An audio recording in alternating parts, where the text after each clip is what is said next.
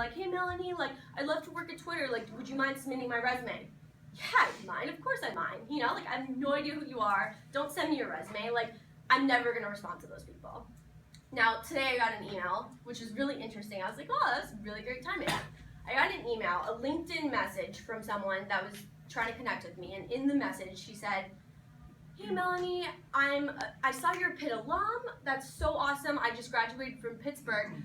I saw you work at Twitter, would you mind jumping on the phone with me for 5 minutes to talk to me about how you got to Twitter?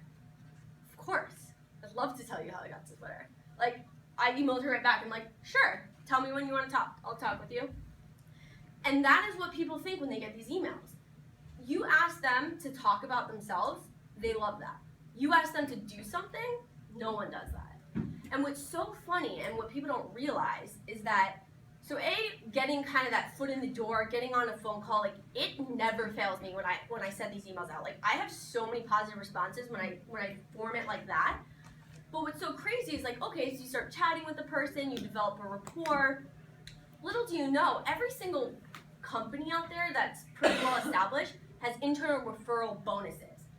At my old company, $3,000 if you get someone hired internally, if you refer them. So that's like an incentive for me. So if I'm on the phone with a person and I'm like, all right, this person's cool, they have their act together, like they actually put the effort into getting on the phone with me, I'll refer them, like of course. Or yeah, I'll do that, like it's no risk to me. I don't feel like I'm being forced to do it, but I'll take that chance. They're pretty motivated.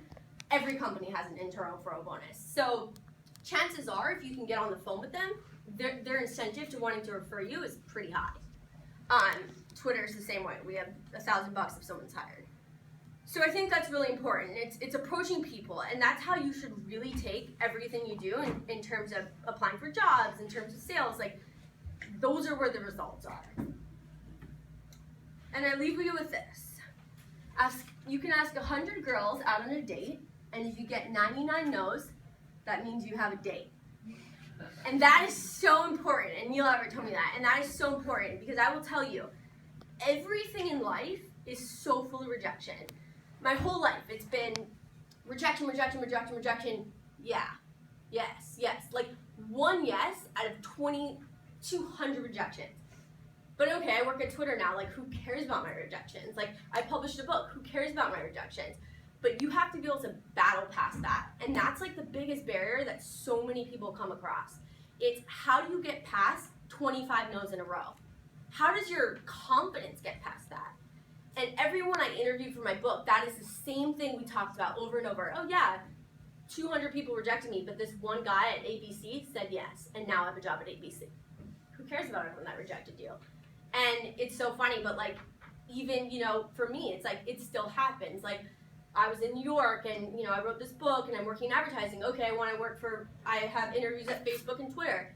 Got rejected from Facebook, but I'm working at Twitter. Like, it always hurts a little bit, but it's still, it's almost like you have to take a positivity to it. And I think just, if you can find a way to turn a rejection to be positive for yourself, you will find so much success in life. All right, that's it.